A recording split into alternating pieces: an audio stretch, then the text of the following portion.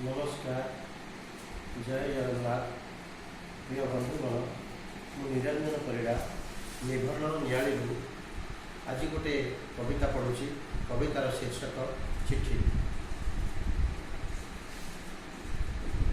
घरोई चिठीर जुग सरी जाए डाकबाक्स खाँ खाँ। घरोई चिठीर जुग सरी जाए डाकबाक्स खाँ खाँ।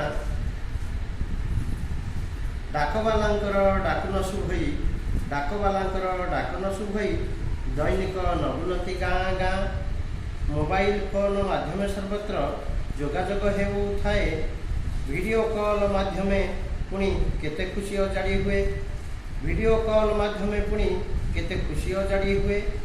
किछि सरकारी चिठी आसुथिला ताहा भी जाइछि कमी। किछि सरकारी चिठी आसुथिला ताहा भी जाइछि कमी। व्हाट्सएप माध्यम तीव्र गति रे मोबाइल रे जाए जमी। चिठी आसुथिला दूर विदेशरू नहीं आशा उद्दीपना। पिता पुत्र बंधु स्वामी स्त्री भाई भग्नी सरवे उद्विग्न मना।